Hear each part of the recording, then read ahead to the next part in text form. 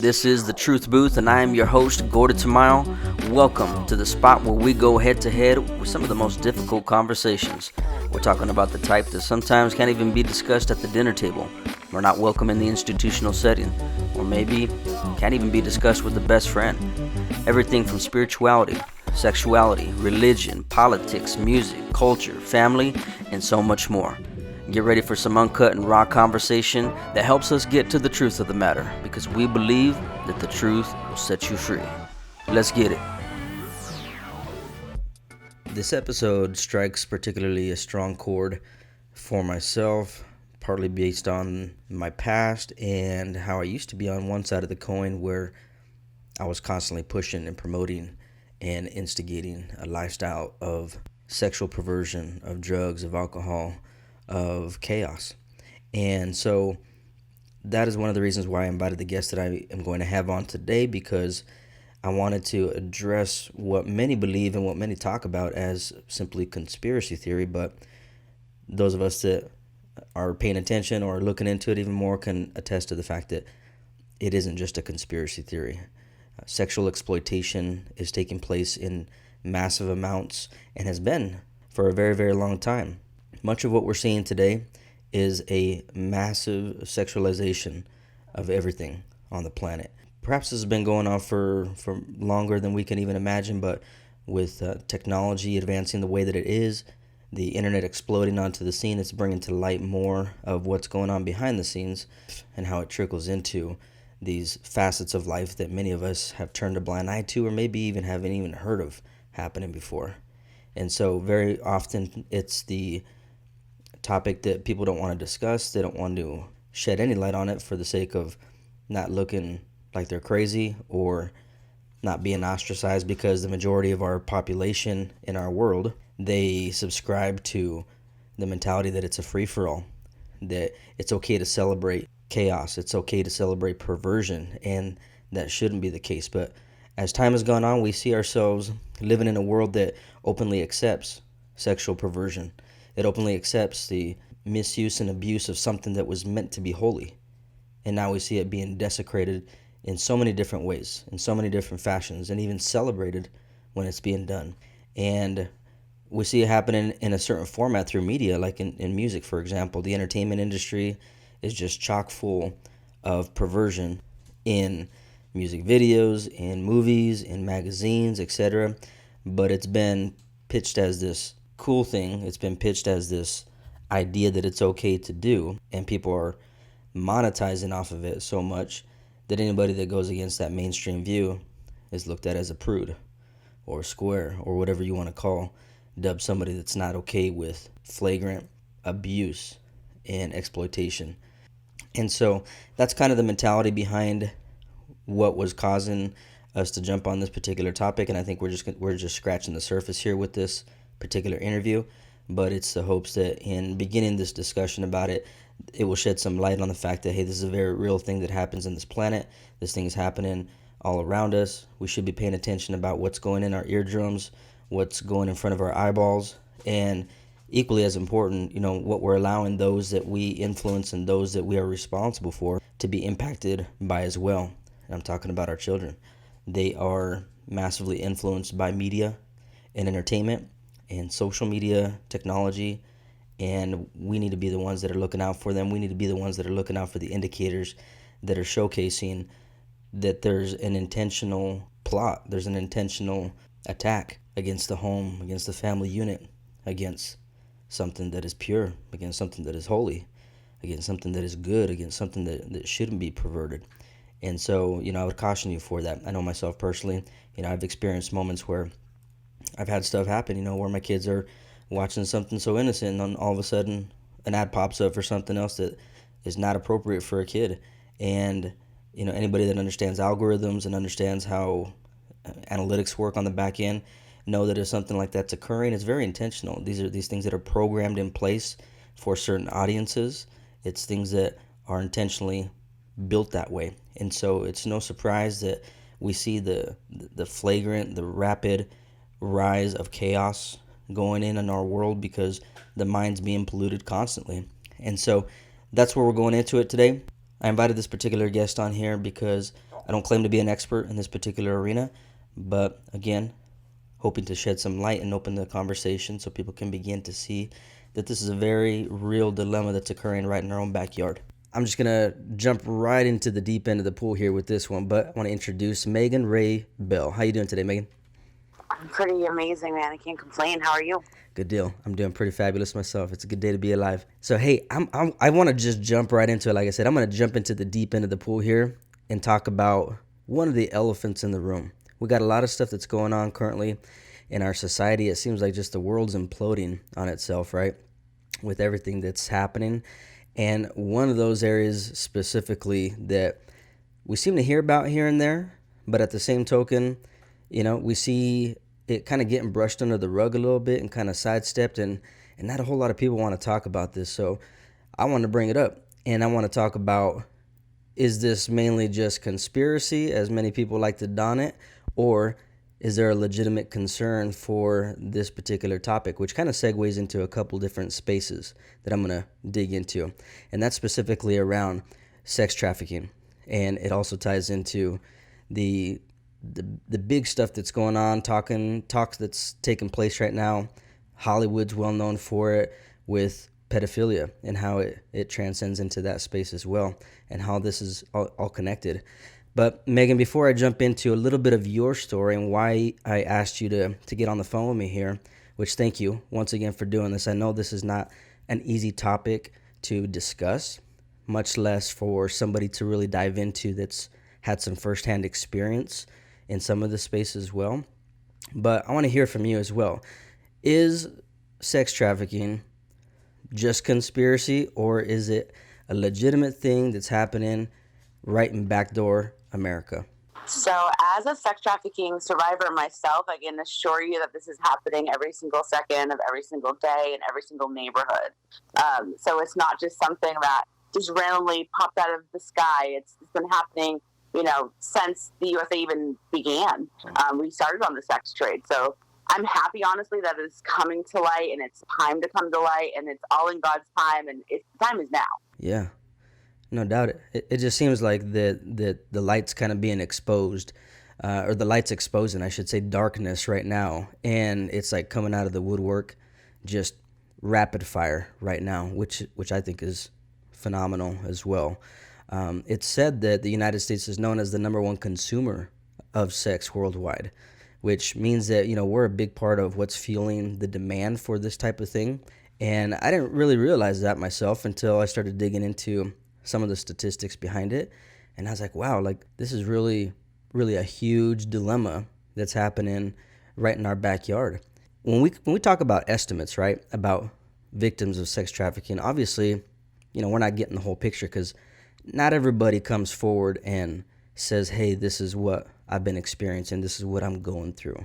What are some of the things that keep people from coming forward and speaking to what they're experiencing and going through? Yeah, so a lot of it is like, who is going to actually believe me? So when I fled my trafficker, the police were actually going to send me back to his house because they didn't believe me. Another thing is, a lot of judges will try us for prostitution when we weren't doing it because we wanted to. We were doing it because we had to, or we were forced to do so. So yeah, those are the two main things that people don't really talk about it. And I guess the third would be just, you're ashamed, you're embarrassed that you went through that. You don't want to tell people. You mentioned shaming, and that being something that keeps people into a state of silence and not willing to come forward and look for help, being willing to just speak out against somebody because maybe they don't have any resources, they don't know where to go, they don't know the next step, and some of them may have been trapped up into this space unknowingly, like yourself potentially here. You have to tell me a little bit more about your story here, but that leads into the question of this whole process of grooming. And talk to me a little bit about that. Like, what does that process look like? Obviously, it's going to be a little bit different for everybody, right? But talk to me about like what that looks like and how that takes place to where somebody can walk into something that they really don't know what they're getting into, only to find themselves knee deep into something they shouldn't. So grooming is really getting to know your victim. So that trafficker or that pimp is really, researching, digging in, what makes you tick, what makes you more sensitive, what gets you emotional, what are your triggers. So like they really, really, they could groom you for like 6 months to a year. And that means like taking you out on dates. If it's like a Romeo pimp, which is my experience. My trafficker was my boyfriend. So he really took me out on dates, bought me all the things, sold me this life, a family, a home, gave me this dream. And they really approached the vulnerable, the naive, the poor, the young. They never felt love. So it's hard, to go from that to a man like showering you with gifts and love and just like really wanting to get to know you, but you don't really know his real intentions of grooming. So somebody that gets into that place, like for you, speaking from your experience, like how did you get from that place to finally saying, wow, this is what's really going on? And I don't know if it was an epiphany that happened. I don't know if it was somebody that pointed it out. Like, what was it that got you to a place of being trapped up into this world to realize I need out? Yeah. So my whole experience was, I loved him. He was my boyfriend. He was a rapper. I just fell head over heels for him. And it was slowly, and I hear this in every single story. It's like, it all happened so fast. So they use violence and fear and threats, intimidation, and really abuse to get their victims to do what they need to do.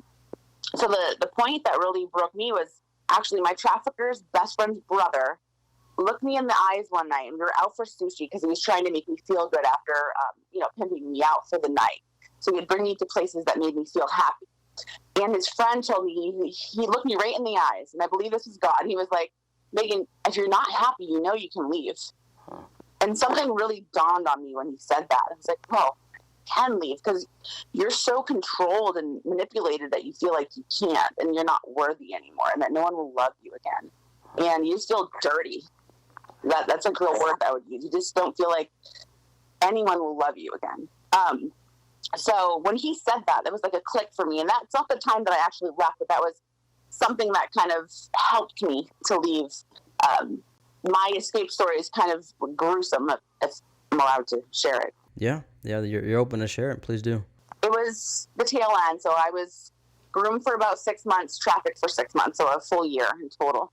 I had just gotten home and I did something wrong. I have PTSD, so it blocks out a lot of the bad memories, which is good for my own mental, stability.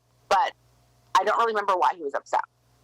But I remember him just punching me and kicking me, and I had a gun to my head, like a knife to my throat. He cracked a bottle of Stoli over my head, and I just remember blacking out. I woke up, and he was like, clean up your own blood. I remember like literally crawling to the shower, and I just like sat in the bath for a long time, and I just talked to God. And that next day, he had gone somewhere.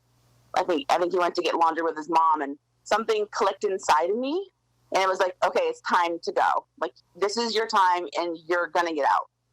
And I had stored $40 in the back of a broken BlackBerry because I couldn't have my phone, I couldn't have money, nothing. And I had hidden it. And I'm so happy that he never found it because I was able to escape. And I ran to the nearest store, and I ended up running to T-Mobile, which is really weird how everything unfolds. And they allowed me to call the cops and, hang in the back in the store in Queens and until the cops came. And that's how I escaped. The cops, like I said, were going to take me back initially to his house, but I begged them to take me to a cab company because my friend lived kind of close by. And that cab fare was exactly $40, exactly the same amount as I had on me. So that makes me think of another question that I want to throw out for you for maybe people that are family members, friends, etc. Indicators to look out for. Like what are the indicators to look out for of somebody that you think of that may be experiencing a situation like this? So as far as my situation, isolation was the biggest red flag because I am such a family person, and I call my mom daily, 3 times a day when I was in college in New York. And I just stopped calling them. It was more of a scheduled call. Like, you tell me when to call my family. So that's the number one sign is like, why is she not calling me? She normally calls me at this time, like your routine. Yeah. In isolation.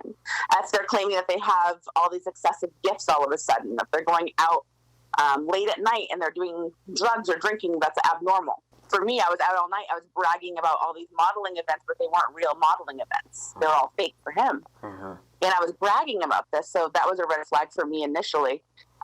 Not being in control of their life, if they're traveling, if they're not looking you in the eye, they feel nervous or like they're being watched, like almost anxious and depressed a lot. Anything like unexplained injury is obviously a branding tattoo. I have my pimp's brand on my body still. One day I will take it off. But the gaps in schooling, like I failed out of college while I was with him, so that would have been a red flag too. But my family didn't know. No one knows about trafficking, right? You went from a place when you were, madly in love with this person and they were just treating you so well to now on this other deep end where, they're shopping you around at one point in time. I seen something that you had shared a little bit ago where you had a picture of yourself and, it was something that maybe you thought was a modeling picture at one point in time, only to find out that it was a picture that they were using to shop you around. When did that occur, and when did you see that and think otherwise, that something different was going on? Or how did that whole transition take place from girlfriend to now slave of this person and being pimped out?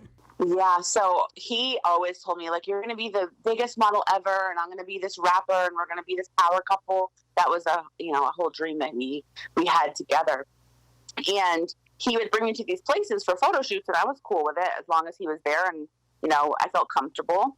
And he was in the the rap industry, so I did a lot of like vixen modeling, and a lot of that's in like lingerie. And I was at that time in my life, I was okay with that. And he didn't tell me, obviously, at the time that he was going to use this on Backpage. Thankfully, Backpage, side note, is not on the web at all anymore. So the biggest point was the abuse. So he started with the abuse, and he would say, well, if you don't do this, then you don't love me. And he would threaten me with my family's address books and like show the address book and say, if you don't do this, for us and our dream and our future, then I'll go up to Maine and kill your family. So it wasn't like oh, babe, can you go and have sex with other people and get paid for it? It was more of like, you have to do this or I'll kill people. So it was a lot of abuse and threats. So that's how it kind of moved from the boyfriend and girlfriend. We did move in together, and it was slowly trickling, the abuse, the intimidation, the threats, the fear. So he built that up in me. He would lock me in closets just for punishment. So I was really controlled. Like, it's really insane to even like really think back to that point in my life. I feel like it's a movie a little bit. Yeah, no, it definitely sounds like something you'd see on a movie. Many people, they think of, oh, I wouldn't fall into that. I'm not that dumb. I wouldn't make such a mistake that way. And in reality, like, I don't think anybody's, in a position where they can never say that, hey, I couldn't be susceptible to falling into such a trap or a similar trap. Is that true? That's very true. People always are like, well, why didn't you just leave? I'm like, well, why don't you just come into my situation and you try to leave? Right. But it's not like that. It's like any domestic violence case. You always hear the same thing. I just couldn't leave. Yeah. Honestly, I felt like I was being watched, and I probably was. I feel like he paid the neighbors upstairs to watch me to make sure I didn't leave. I didn't have keys anyways, but yeah, I just felt like I couldn't leave. I was watched. I obviously didn't have any money. And he had me addicted to cocaine too, which is another thing that traffickers do, is they get you addicted to drugs. Removing any kind of resource that you have, drugging you up to numb you up, and just isolating you from the rest of society until they need to use you for whatever purpose. Yeah, and I failed out of college too, so he's like, now what are you going to do? Right. Like, no one's had sex with all these people, and you failed out of college, your family doesn't even call you anymore. I just remember him saying all these like awful things to me, and I tried to commit suicide one night, and that was the hardest thing I ever had to share for the first time, because I am super embarrassed by that because I'm such a positive person. So for me to say like I tried to commit suicide, it doesn't even feel right to come out of my mouth. But yeah, it's just you go to like the lowest place you could possibly think of, and that's what the traffickers try to make you feel like. Wow. Yeah, you were broken at that point. Yeah, completely. I'm looking at a lot of things that are taking place here currently in our culture through media, and I don't know if you feel the same way that I do in this particular space, or other people that are listening right now, but I see a hypersexualization of everything that's being distributed to audiences, and it seems to be getting younger and younger with the material and the products that are being pushed. What do you think when you see, some of the stuff that's getting thrown out? And some people think it's crazy talk, but then you see people sharing videos about, the stuff with the troll dolls and the LL doll negligees that are being revealed under cold water with certain tats and emblems on them. The cutie show that's about 11-year-olds twerking for cash, etc. Like, what are your thoughts seeing the massive push for sexuality and sexualization in today's culture? So our top authorities, our government, our celebrities, they really want to make, adolescents not innocent anymore. They don't want that. They want to sexualize them. That's their goal. That's my true, honest opinion.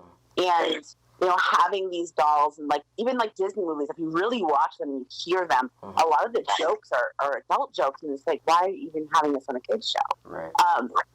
So I've been more aware as a mother, just like with the LOL dolls, I actually threw Bella's out. Like, I'm not for it.